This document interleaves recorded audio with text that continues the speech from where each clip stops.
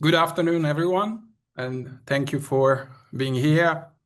In today's internal staff webinar, we have Joshua Tan joining us as a guest speaker. I think currently connected from London, joining us from London. He will present Public AI, of which he is the founder of, if not one of the founders. Joshua, he will tell us later about it. But before that, a brief introduction. So I could mention that in the previous webinars, took place in July, we covered the pre-training of Apertus and then the release plan, at least of the version 1.0, which has been worked on so far. Release that, as we know, took place at the beginning of September. And as we also know, in particular from the last QPM and the recent town hall, our engineering attention now moves also in the area of serving models such as Apertus to enable various downstream applications for our users. And this is partially why, along with the model release in September, we at CSCS decided to donate some computational resources to Public AI cause to make our contribution to the public serving of Apertus, especially at the launch. And we are one of the contributors of compute resources to Public AI. Briefly, maybe what I know about Public AI is that we operate, so rather, Public AI operates the user interface, this chat-centric websites and the gateway to handle and route requests, and CSCS, as well as other contributors, dedicate computational power, in our case, a few dedicated Alps nodes, receiving requests from their services.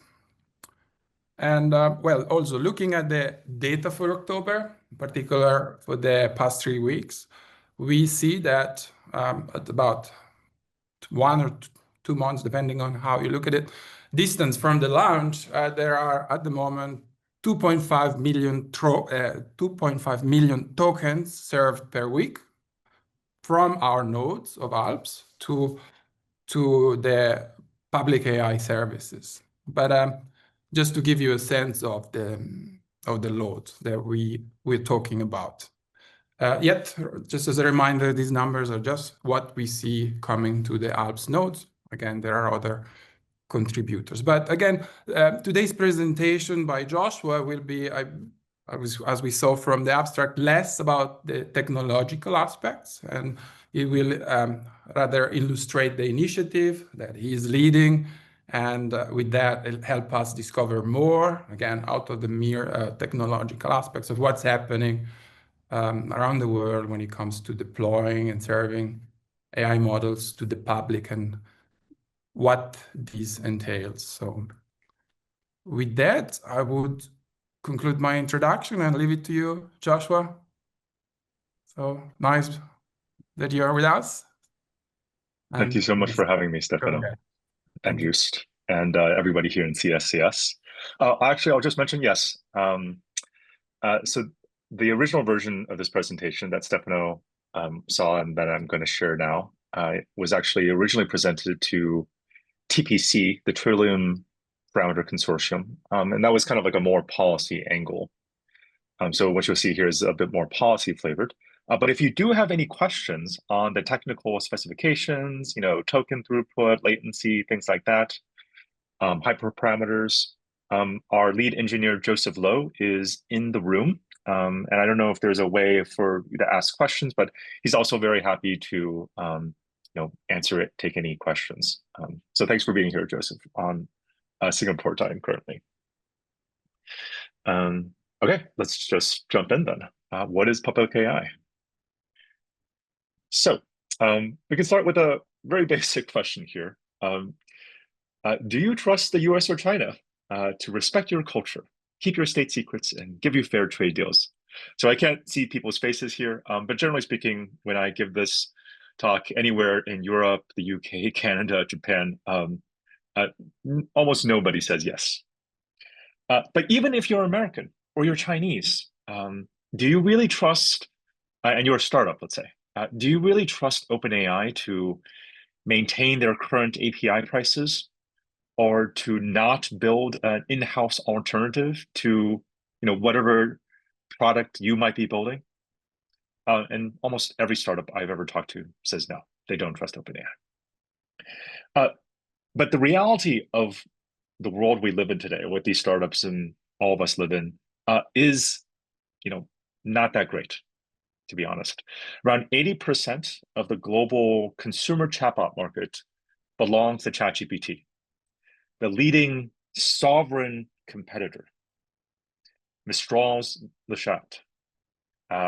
That only has, less than 4% in France.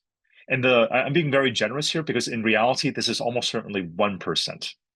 So the leading sovereign AI competitor has 1% adoption in its own home market. And I don't know about you guys, to me, that's a little bit pathetic. There's this narrative out there, which is very much prevalent in San Francisco, in London, in Brussels, I imagine in Zurich as well, that only a few people can possibly, a few people here, a few very, very large tech companies can possibly build frontier AI. Personally, I think that's a myth, and I think it's a dangerous myth. And that's why we started talking about public AI. It's this idea that AI can and should be a form of public infrastructure like highways, libraries, electricity, water, or the internet itself. So public AI, really, first of all, is a kind of idea. We talk about accessibility, accountability to the public, being permanently public. It's something you can depend on, be stable, and stable price. And there are many, many places you can find out more about this. I think to count, there are over 5 different white papers at this point coming from different countries, speaking to different parts of the movement and different emphases. But public AI, as I just mentioned, is also a movement of many, many different people and institutions. There's folks you may be familiar with, the Internet Archive, Creative Commons, Aspen, Chatham House. Many different universities are involved. Also many companies and many national labs, including obviously folks from Swiss AI, the Barcelona Supercomputing Center, AI Sweden, Mila in Quebec, and others who are contributing and believe in this idea and want to make it happen. Lest I give you the wrong impression, it's not just a bunch of logos. It is actually also real people out there doing things, having meetings, having fun. Of course, there are supercomputers involved. I imagine you guys, of all people, would know which particular supercomputer that one is on the top right. Barcelona, Marinestrum. Exactly. So we had a bunch of meetings with BSC. But we also do yoga and have fun. Anyways, this is a hint in the future that if you want to come and hang out with us, there are people, and it's a lot of fun, actually. But public AI is also real today. And I think of my many audiences, you all probably know this very, very well because you're literally running it in your servers. But also you can have it on your phone. You can download an app and start talking with Apertus today. Or you can do that starting literally last month, right? But besides Apertus, I should also mention there are many other models, public AI models built by public model builders, including Salamandra from BSC, GPT-SW3 from AI Sweden, and a family of models used to be called Brit-LLM, now called UK-LLM, built by UCL and Bangor, and many others besides that. Okay, a little bit about me. So I'm Josh, right? I'm a computer scientist and mathematician. Technically, I'm actually a category theorist. I imagine there are not that many category theorists in the room, but it's a fun little side fact. It's what I actually do, technically. I advocate for public AI. I founded and lead research at this research lab called MetaGov. And lastly, I used to do, or still kind of do, machine learning and institutional economics at a few different institutions. And there's a lot of people behind this work that I'll briefly share, including folks from really around the world. Joseph is here joining us from Singapore. We have Alex from the UK, Catherine from the US, Nick from Canada, Robin, who's based in Brussels, Australia, Japan, Canada again, Spain, and many different places who are contributing to many of these projects around public AI. Okay, let's actually jump into some of the specific projects and what's actually happening within this, let's say, broader movement. So in this case, let's first jump into the public AI inference utility. So this is the platform that's actually serving a purchase right now. It's what we call public AI for countries, which is a little bit of me trolling OpenAI, if you're familiar with OpenAI for countries, which is, let's just say, a slightly different set of proposals. Okay, so what's the problem? Right now, deploying open source models is actually pretty hard. Just in the sense that 99% of people didn't deploy their own intranet TCP/IP servers. Most people won't go out of their way to deploy their own models. So just putting it on Hugging Face means a lot of people aren't getting access to it. And the reality is a lot of national labs, in this case, Swiss AI, Zurich, EPFL, they're not really set up to offer kind of this 24-hour end user service, nor are they really set up, and they're kind of especially not set up to kind of generate demand and adoption for these models once they're released.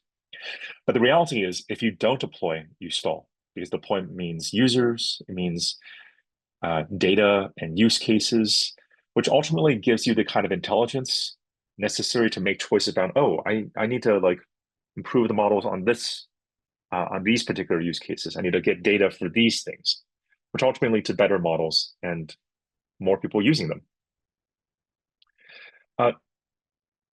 So the solution and what we built is the public AI inference utility. It's the world's first public inference stack. The short version of talking about this is it's attempting to be a full service launch partner for public and sovereign AI models. It's free for users. It's also actually free for developers, but if you want a more stable connection, we basically ask for a $1 donation. It's currently launched with Switzerland and Singapore. Soon it will be coming out with models from Spain, at the UK, and Germany. And there are inference partners across 6 different countries, obviously, including CSCS, and growing. Underneath the hood, what this really is in many ways also a policy play. This is us trying to create a proof of concept for what public AI and this idea of an AI public utility could actually be, that kind of offers AI as a kind of public service for an entire country. Now, okay, a little bit about the Apertus launch. I think many of you saw it from your side as well, but obviously you can see what the chat interface looks like. It's based on OpenWeb UI. Magic thing, the utility actually worked. If you know the underlying story behind how fast this had to happen, you might actually be a little bit surprised that we managed to pull it off. But effectively, Emmanuel, who's one of the co-leads of Apertus, basically reached out a couple of months before the launch and said, "Hey, we're working with Swisscom, but we would appreciate an international fulfillment partner." And we managed to get it together to, support the Swiss AI initiative. And now, effectively, I don't have perfect visibility into what Swisscom's hosting looks like, but I believe that right now the inference utility is actually the main way interface for most people to test and try and use Apertus. During the launch, we also found a bunch of allies in the open source community, which was incredibly helpful. In fact, the CTO of Hugging Face somehow learned about this and said, "We want you guys to be an official Hugging Face partner." And now if you go onto Apertus on Hugging Face today, you can actually go to the right and immediately test it directly in their platform. which is pretty great. And to be quite clear, does not happen for every and most open source models that are released on Hugging Face. And kind of, I suppose the main point is that Apertus itself actually really worked. It is now, I think, the leading sovereign model in the world, and honestly, likely the leading European model in its class, 8B and 70B. You can see how it got to number 6 on Hugging Face for a while. Okay, a few takeaways from my side. One, infrastructure is the new multilateralism. What do I mean by that? I think, even though obviously Apertus was very much a Swiss creation, in order to deploy it through the inference utility, and what's actually backing it right now is really compute from 6 different, actually update that number, 6 different countries at this point. Softly Switzerland, including a huge amount of help from AWS, which is located in Zurich, but also the National Computational Infrastructure of Australia, AI Singapore's supercomputing sort of resources, Jülich in Germany, Exascale, which is a Swiss/Austrian neocloud company, as well as CUDA, which is based in the UK/Norway. But there are also lots of different models which are on the public AI inference utility or coming up soon. And I think my point here is that it really kind of takes an entire world to see a release and get it out there successfully. The second takeaway for me, at least, is that we really still have a huge amount of work still needs to be done. To be quite frank, we are not competitive with ChatGPT. You can see that in our adoption and growth numbers. And now, of course, the first thing that Imanol or Martin might say to a Swiss journalist is that this isn't trying to be ChatGPT, right? But at the same time, if we want it to be used, we need to keep making it better. We need to figure out ways for it to become more competitive. Otherwise, we put it out there, but most people in Switzerland still aren't using it, even though it's the Swiss model. So how can we build a flywheel to keep improving the model, improving the tooling infrastructure, and improving the distribution? I'll talk about different approaches we've been thinking about in the sort of public AI movement around how to tackle some of these problems. In particular, better weights, better tools, and better distribution. And by the way, if you're not clear on what the diagram is saying, it's just articulating the idea that when you use something like ChatGPT, part of the value comes from the weights, so the pre and post training, maybe a little bit of like other stuff there, and a lot of the value actually comes from the tools that sit on top of it. So these are things like web search, memory, maybe RAG systems. These are actually incredibly important to how useful a given chatbot or AI system actually is to an end user. Okay, so let's talk about Airbus for AI. And how am I doing on time? I have 30 roughly minutes, right? Okay, good.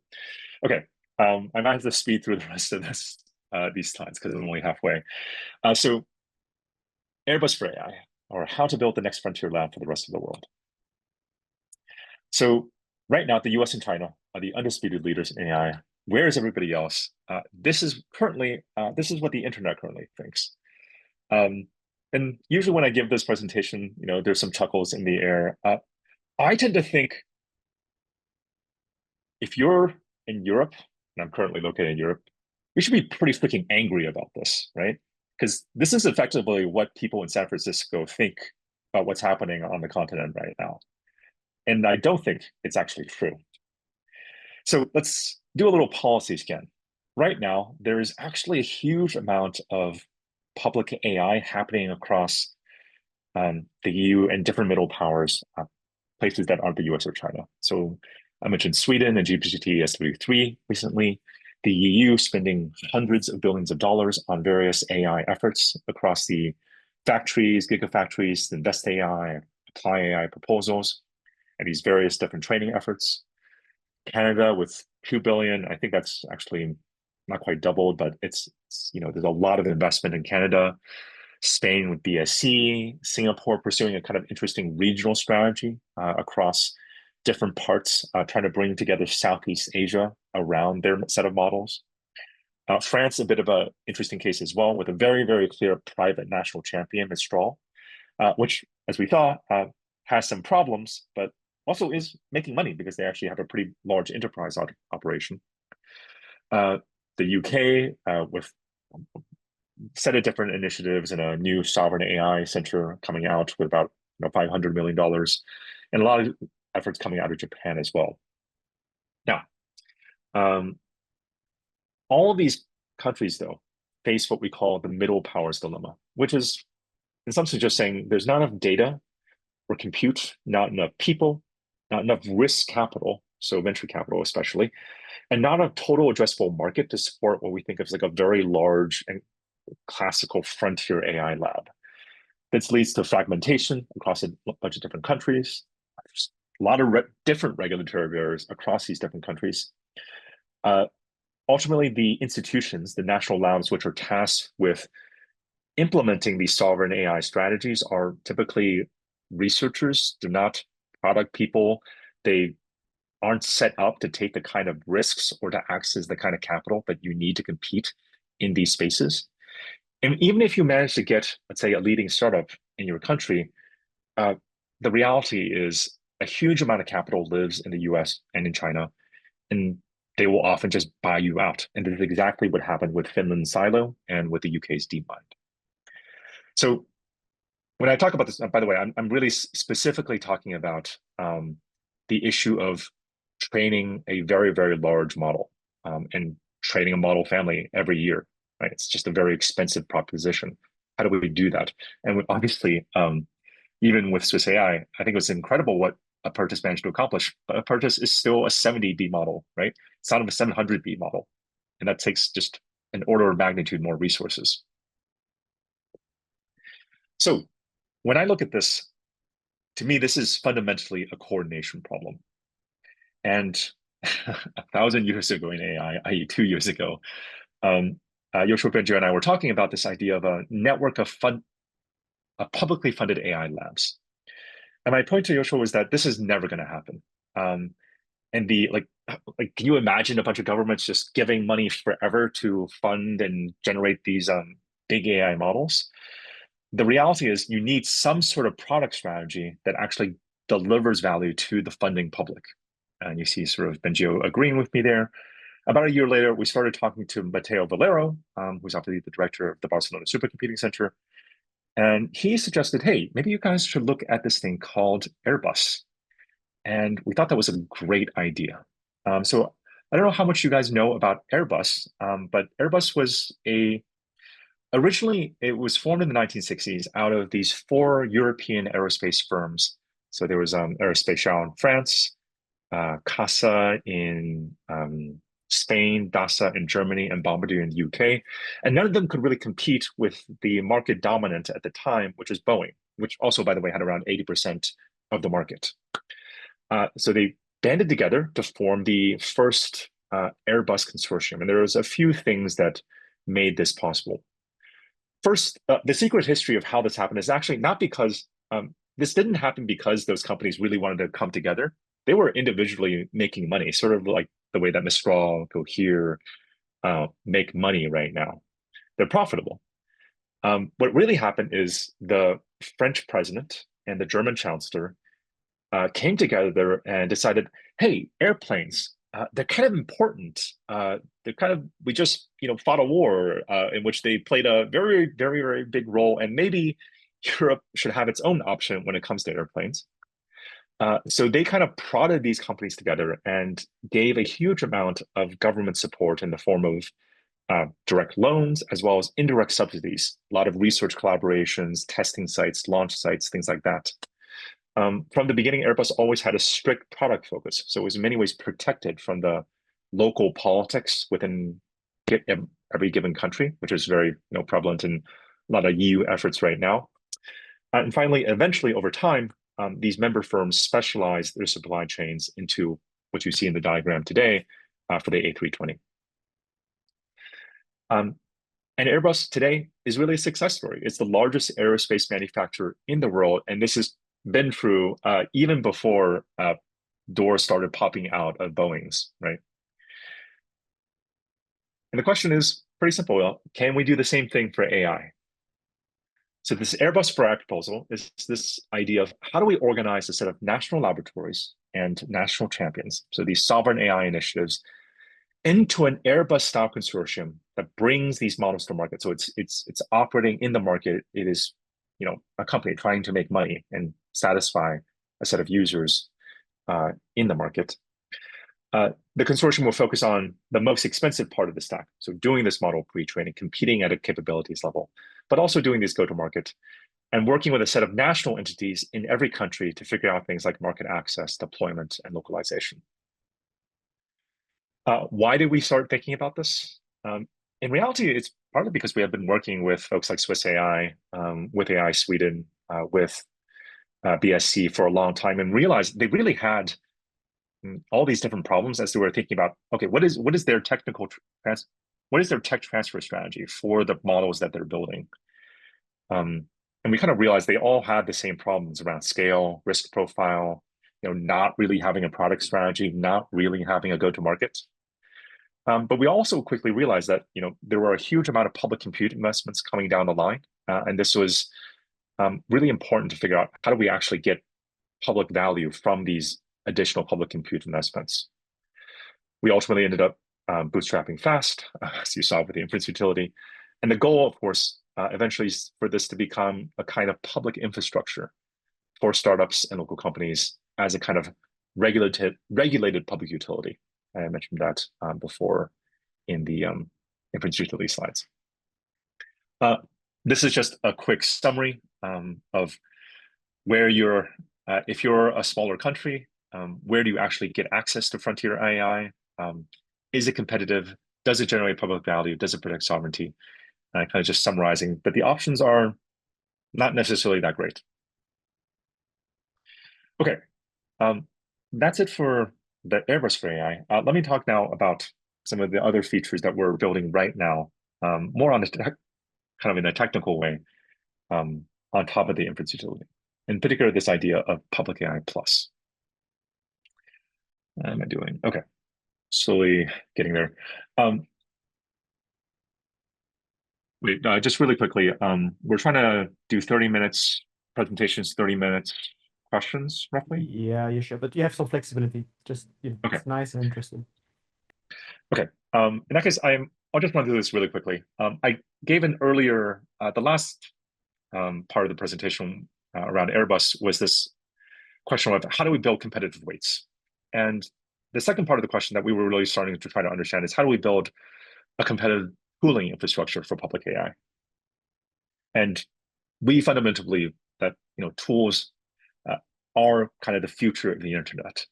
That right now, every website is slowly or quickly becoming a kind of tool, whether through web search or through some sort of native tooling that gets built on top of it. But the issue is that even though there are technically lots of tools and lots of MCP servers, there's no curation for any of these things. And even though there are a lot of interfaces for tools, any chatbot is technically an interface for a set of tools, right? But also there's Hugging Face Spaces. There's no really good way of collaborating on these tools. So we thought, hey, is there a peer production strategy here that we can take? And the idea here would be something like, if you look at AI services today, things like OpenAI or Claude, they really are kind of monolithic. They look like a group of people, this 100 wizards sitting in a very, very large and fancy office, building and making decisions about what the service looks like.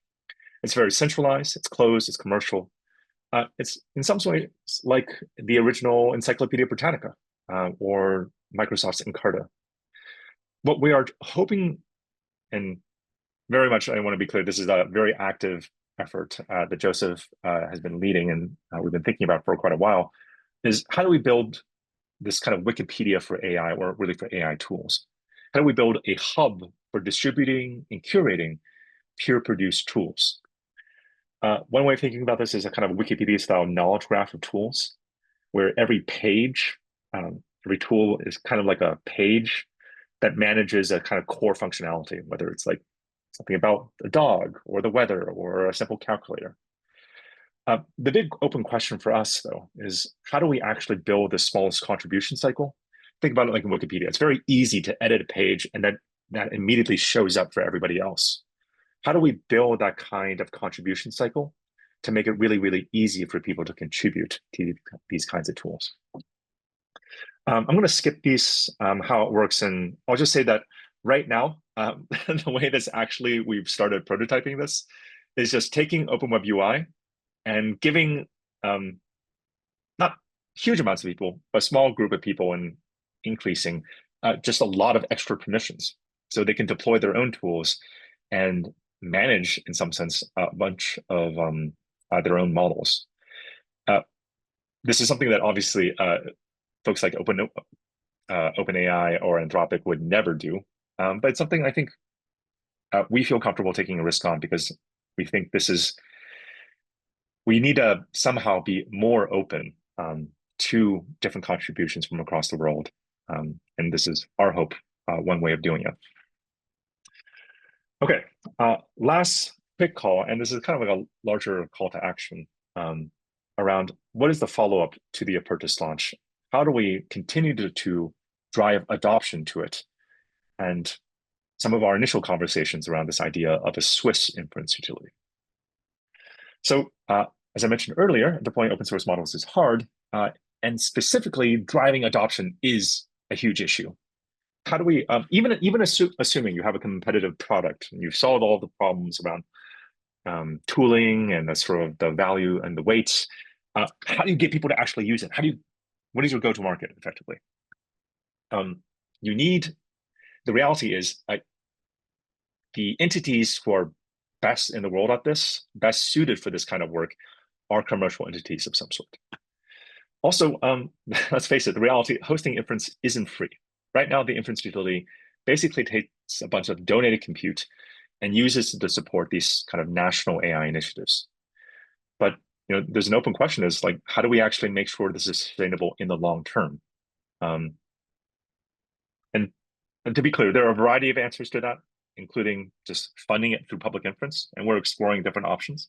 But the option we're exploring here in Switzerland is, what if we try to build a nationwide cooperative?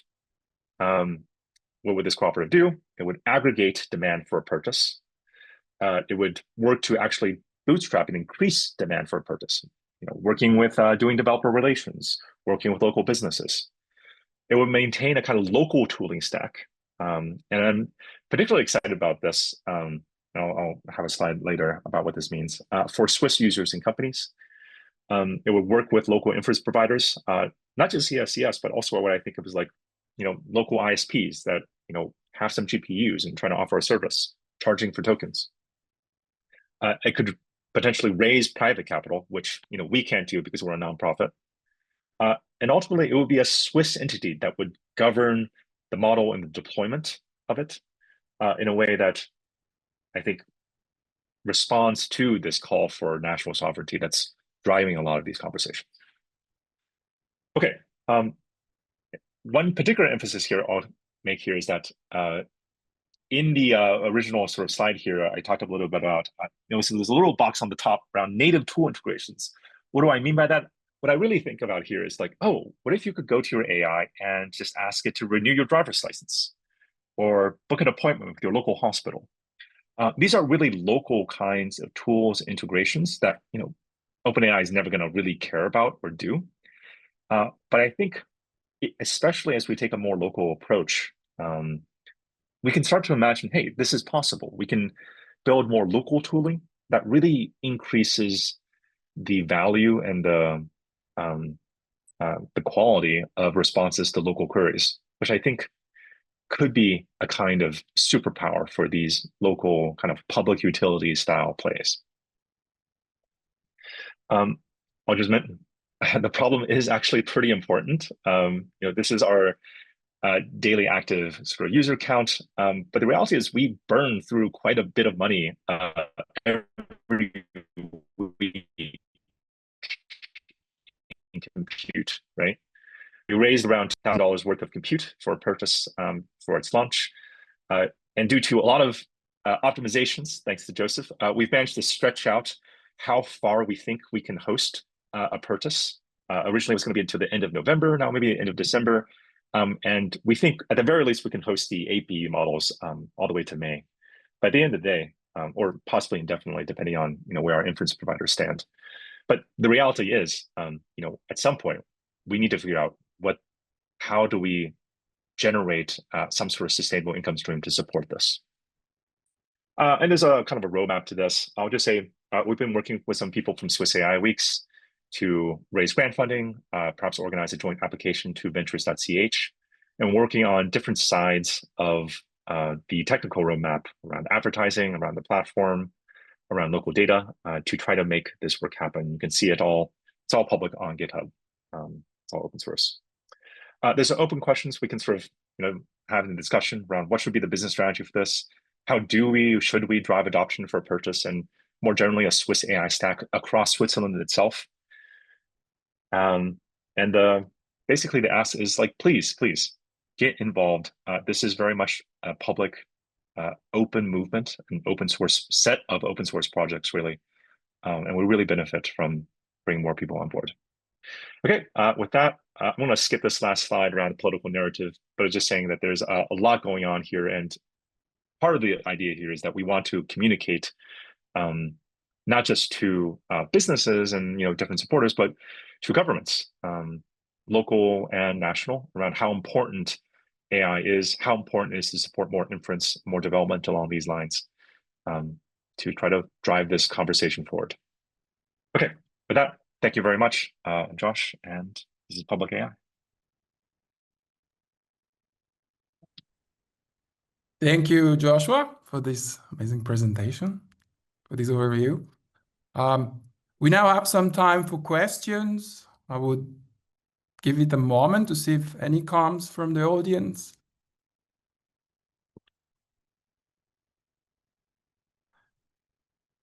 Okay, if not, I could try to break the ice. For example, I recall earlier on your presentation this analogy with the power that we get from the wall socket or the water that comes out of the tap.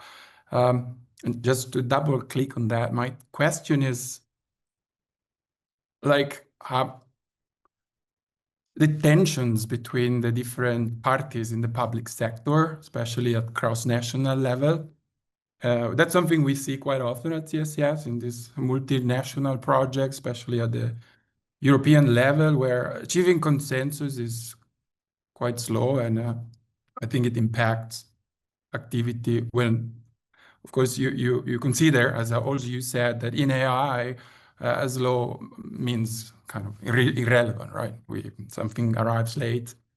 And the second aspect in this is that the end users tend to be not too loyal, and until things are affordable, the vast majority just flocks where the better model is available. So what about the governance of the public AI seen as a utility to cope between the need for agility and the necessity of finding consensus among the institutions or the nations that are contributing resources? So I think the question is how to avoid swapping a problem with another, like tackling the private influence, or the risk of negative private influence with the problem of bureaucracy and finding alignment that might slow down things.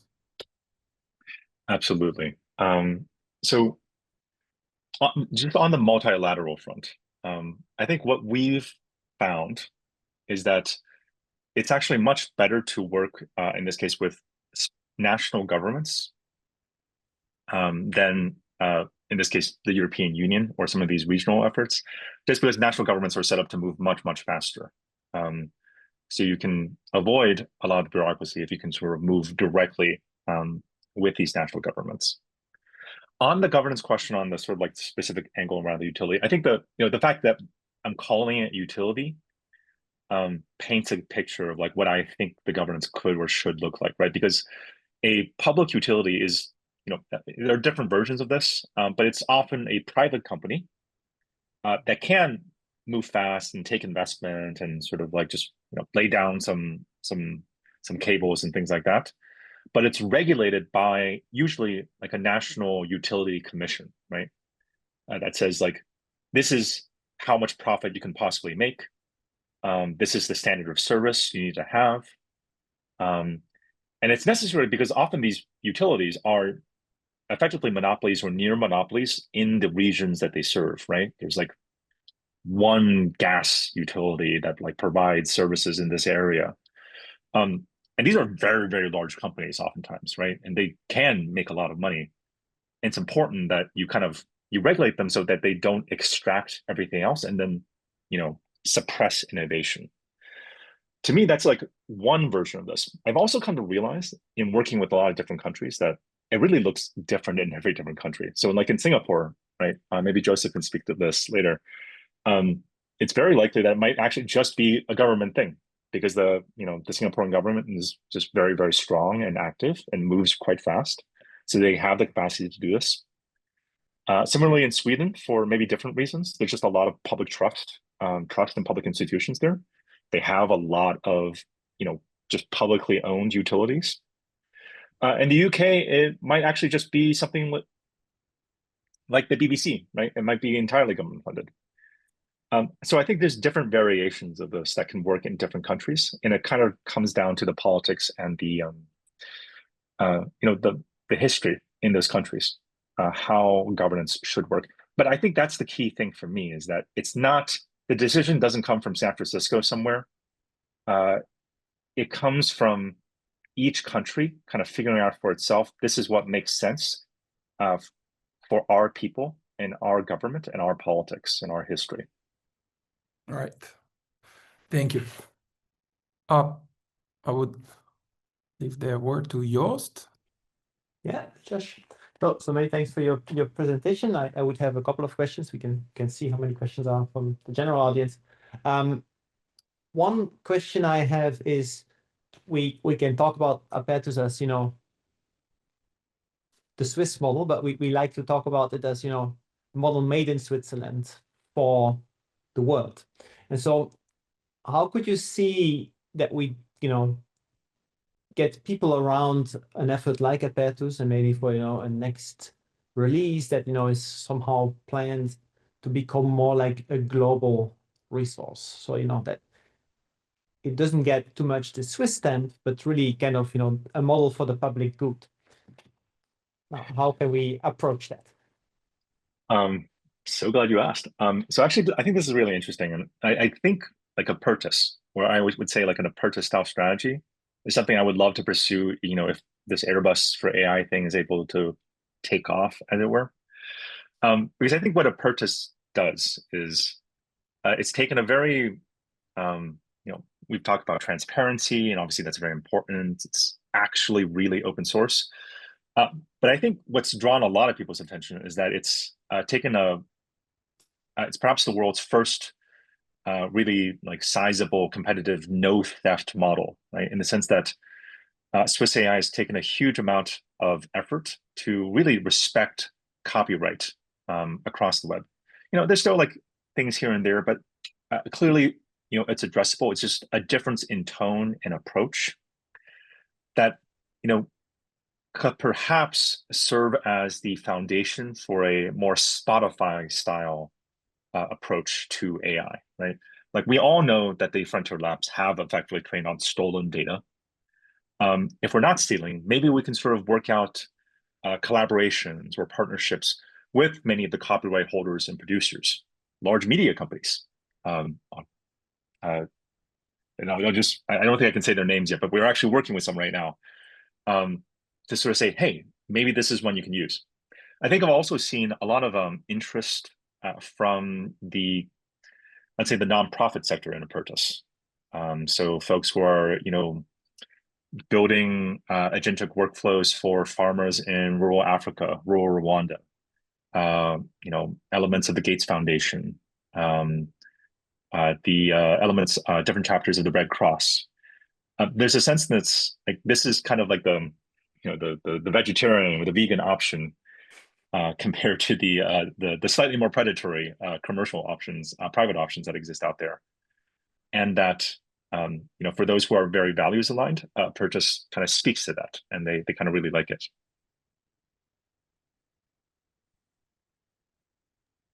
Cool. We have a question from our colleague Prashant. We'll read it aloud. So if a public AI utility gets, say, 80% usage rate in Europe, how much would that require? Would that require data center infrastructure cost? And at that point, would the success of this project be bound by accessing to cutting edge chips? This is a really good question. And it's not a question I have asked myself or have a off the cuff answer, because it would be incredibly awesome if we managed to get 80% across Europe. And I'm not at that level yet. I'm not thinking at that level yet. Joseph, I don't know, you've been thinking a lot about inference economics lately. I don't know if you have any thoughts on this. I saw you unmuted. Yeah, sure. Hey all. I think it's important to differentiate, like distinguish between the costs required to train a model and the cost required to serve inference for a model. So the way we consume AI right now means that right at the moment, all AI companies do both of these together. Which kind of means that which could potentially mean that our inference is actually being subsidized, or we are like maybe earning more value from like one part of it, and that value is being funneled to another part of it. But it's actually very possible for us to separate between like who does the training and who does the serving. So yeah, something we are working on is actually there's a lot of promising research and work in this area. For example, we don't need GPUs for inference. Maybe we could just run it on CPU, especially for smaller models. That's something that's happening. People are working on distributed inference, running like 8 different Mac Minis in a server rack and just distributing the load of a 70B model across consumer grade hardware. So I think very much on the inference side, the cost is going to go down, and that will involve like different politics. It's a whole different game than the big data centers, the gigafactories that we're all building for training foundational models. Maybe I can try to put in my thoughts there as well. So I think there was a recent graph from Epoch AI that showed the cost of R&D and inference for OpenAI. They can of course not really know that, but there the inference cost was $2 billion per year. And so if we say, okay, we go with 80% of that, because it's all probably we're talking about a cost of about $2 billion per year. I think that would be my answer to Prashant. And then if you want to estimate the cost in GPUs or the number of GPUs, you divide that, I don't know, by $10,000 per GPU, and then you can estimate how many GPUs that would be, and it probably would be beyond, what indeed a non-tier 0 or 1 from the US would be able to get. So I think it's quite large, but it's also not truly astronomical. Yeah, I personally think it's both not astronomical. There's already kind of relatively large commitments across Europe to like fund this infrastructure, so it will exist effectively, right? To handle it. This last thing is, I would say, like, because of the hopefully improving kind of innovations in sort of distributed sort of inference, that I don't think we're actually ever going to be really sort of bound by access to like this number of Blackwells, right?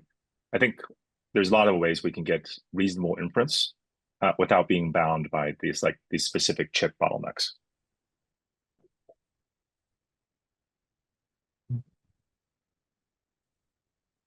Okay, I see no other questions in our chat from the panelists. Joost, I see you raising your If there's no further questions, I'm going to use the opportunity.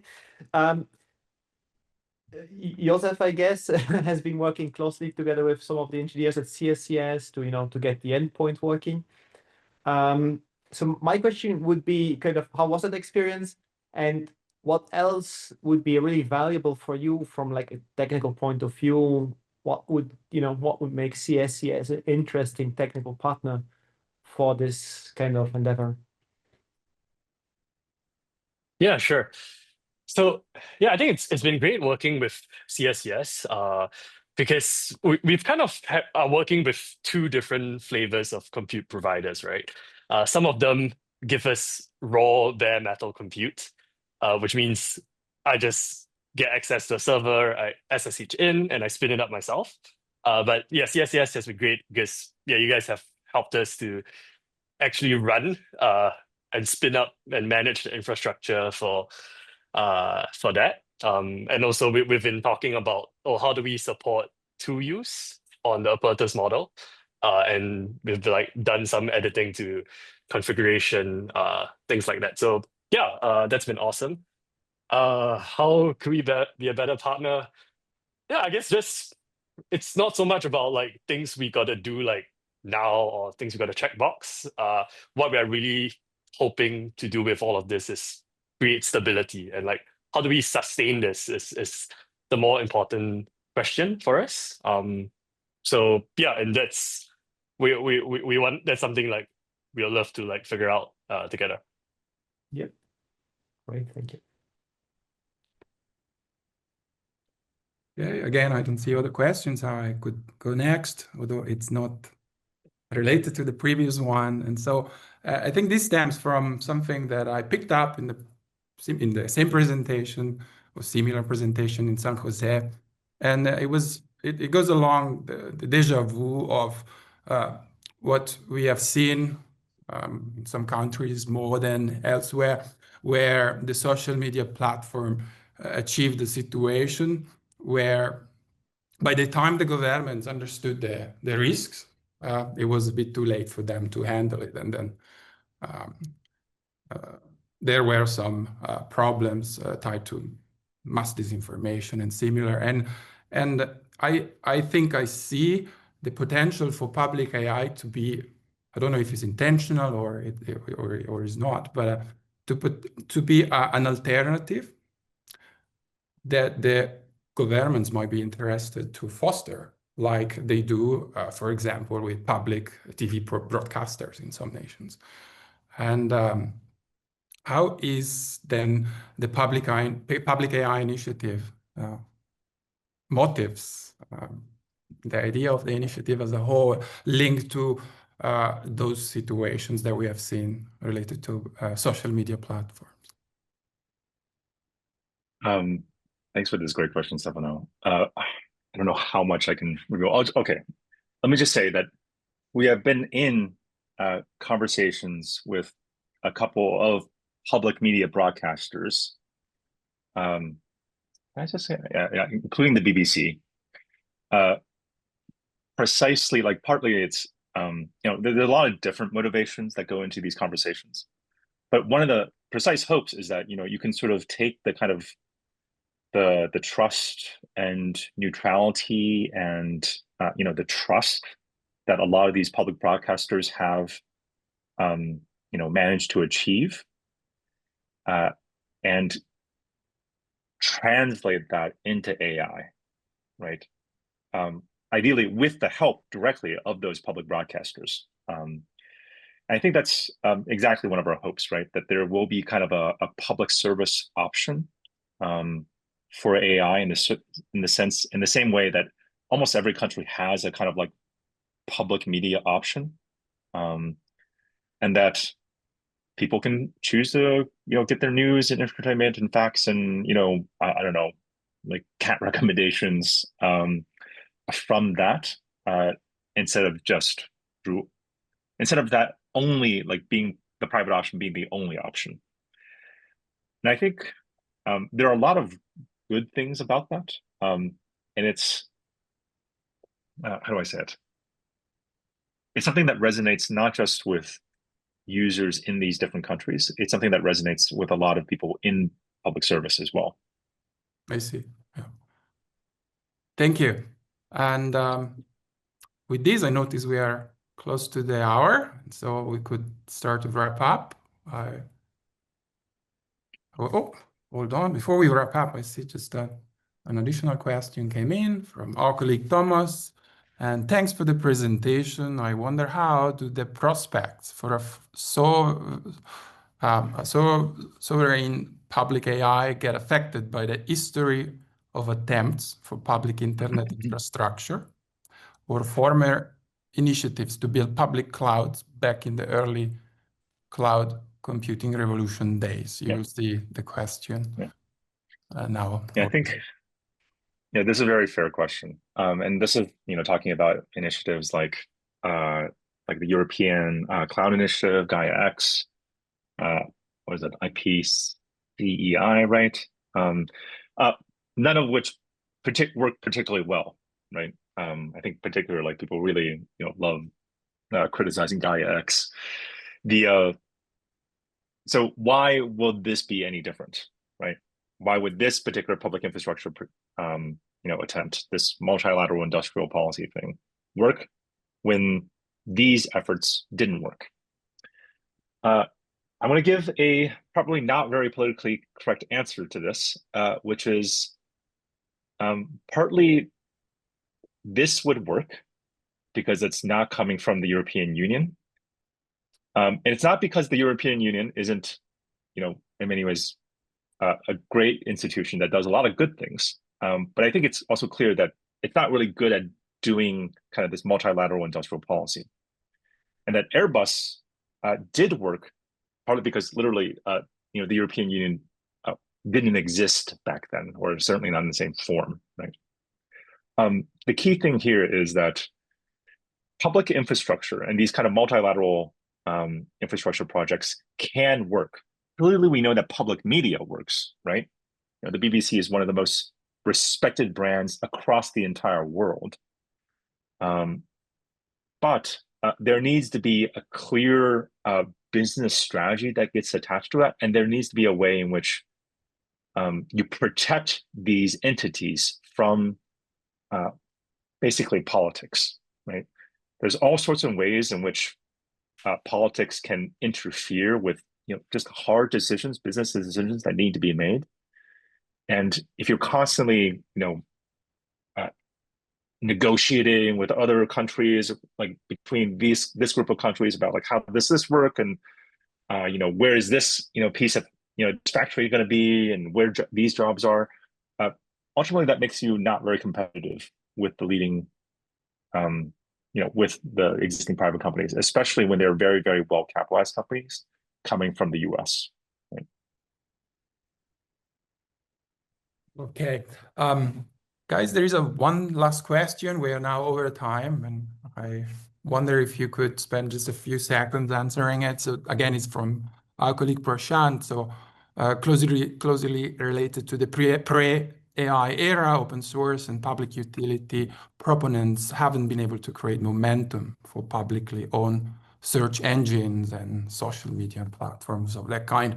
Do you feel optimistic about convincing today governments and politicians about AI as a public utility, given the power of big corporations? Also a really good question. And I know it's over time, so I'll try to answer this quickly. The best way I can convey why this time is different is if you look at all these different situations, let's say like search engines or social media versus AI, or even airplanes. Think about like the way we analogize. We talk about AI. People like to talk about it compared to nuclear energy. I'm talking about it compared to airplanes. These are all like really critical, what we think of as like dual use technologies, and it's very obviously dual use, right? And you can see this in the way that politicians react to these efforts now. There's huge amounts of sovereign AI investment into AI in the way that there wasn't and there was never going to be that level of investment into like public search engine, right? It's just like you couldn't convince the politicians to care enough. That is extreme. That is like so clearly different in AI. The urgency is much greater. And I think this speaks to like, if you can create that level of urgency, you can create that political buy-in from the very top, that unlocks the level of capital and the urgency to sort of say, okay, I'm going to create this, this organization, this entity, whether public or private or some mix of the two, to create that this public option, right? So I think once again, it's just saying we have seen successful cases where really wonderful public institutions and public utilities were created. They had to happen within particular circumstances. There needed to be that particular set of political and economic factors. I think those things exist for AI in a way that did not exist for search or for social media. Right. Okay, then from me, thank you very much, Joshua and Joseph, for joining us today with this presentation and these discussions. And also thank you for all the work we have been doing together over the past months. And yeah, looking forward to that continuation and to meet again at some point.